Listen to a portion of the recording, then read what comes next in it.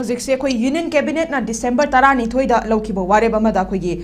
2027 दा लैबाक असिगी मिकोक थीबगी थबक चथनबा अयाब पीख्रे हाइबो वाफम लेरे अदुबु तोंगान तोंगान बा माइकैदिगी हजिक्की हाइरिबा मिकोक थीबगी थबक असि एनआरसी मपुंग फाना चनहलबा मतुंदा हानादगी दुम लावरगा लाबनी अखोई 2001 गी सेंसस ता अरानबा रिपोर्ट अदु मपुंग फाना सेंगदोबा मतुंदा एनआरसी चनहलबा मतुंग एनआरसी अपडेट तौरबा तुंगदा पाइखतकदबा थबक थौरमसिंग लोइनमक पाइखतपियु हाइना मयामना हाइनरिङै चेरक असिदा 2027 दा लैबाक असिगी मिकोक थीबगी थबक चथनबा अयाबा पीख्रे हाइबा वाफम अमा लाकपदा हजिक्से तोंगान तोंगान माइकैदिगी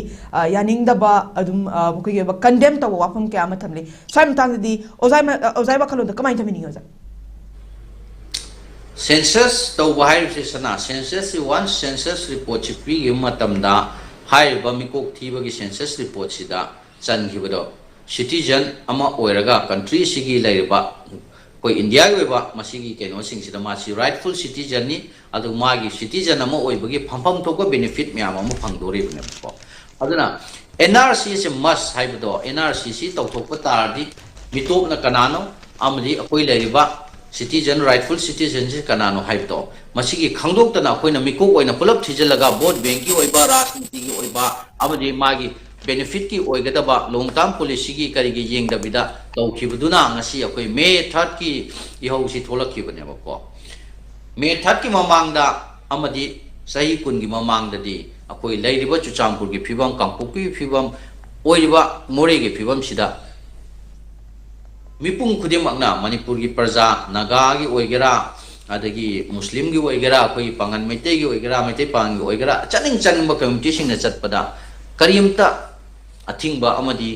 कइनो तौबा लैपोन्तेबा अहिंगदे चतकेरा नुंथिने चतकेरा अदुबु ngasai within a short period of time da mito mayam ama changsallaga ko masida mito mayam changsallaga akoi hojik me thak ke kaino sirok mapung phar ko matamda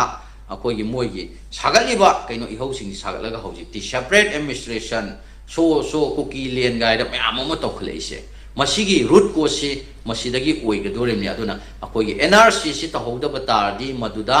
illegal oiba masi akoi kaino khakta nate ko akoi lairiba illegal haibadi immigrant side si not only akoi laiba atopa Myanmar dai da nataba Bangladesh dai changak pasu atopa lam dai changak pasu adu pulap count tawdoremni not only specific community ko community akoi gi lairiba mayamna he haiba cookie jogi illegal adu da nate ko atopa community sing isu atopa kaino akoi gi lakpa miram dagi lakpa atop topa illegal oiba singdo madu pulap si khandu kadamne ko hojik tariba mani